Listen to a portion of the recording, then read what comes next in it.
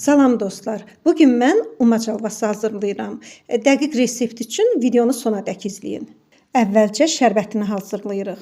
500 qram şəkər tozu götürmüşəm. Üzərinə 2 stəkan dolu soyuq su əlavə eləyib şərbətini hazırlayırıq. Qarışdırıram. Qaynara düşdükdən sonra üzərinə bir dilim, böyük dilim limon atıram. Çay qaşığının ucunda bir qədər sarı kök də əlavə eləyib yenidən qaynadıram. Qaynara düşdükdən təxminən 5-6 dəqiqə sonra da qaynadıb ocağı söndürürəm. Halva üçün 500 qram un götürmüşəm.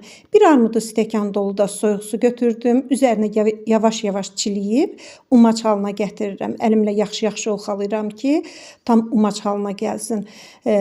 Hazır olduqdan sonra yenidən süzgəcdən keçirirəm, ələkdən keçirirəm. Baxın, belə gözəl narın umac alındı. İndi bunu padnosda təxminən bir 30-40 dəqiqə saxlayacağam ki, qurusun.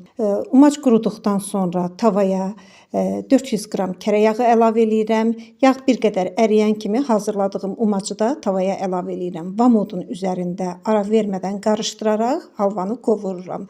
Baxın, rəngi dönüb artıq. Rəngi döndükdən sonra halallıq üçün, ehsan üçün bişirirəm. Bir qədər də bir çimdik duz əlavə elədim. Tam qovruldu. Rəngini fikir verin. 40 dəqiqə ərzində onu da qeyd eləyim ki, vamodun üzərində qovurdum. Qovrulandan sonra ocağı söndürürəm. Hazırladığım soyuq şərbəti halvanın üzərinə əlavə eləyirəm. Bir 10 dəqiqə gözləyirəm, şərbət tam canına çəksin halvanın. Ondan sonra boşqablara çəkib, baxın, bu qayda ilə üzərinə naxışlar da vururam.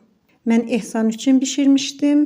Bişirən hər kəsin də ehsanını Allah qəbul eləsin.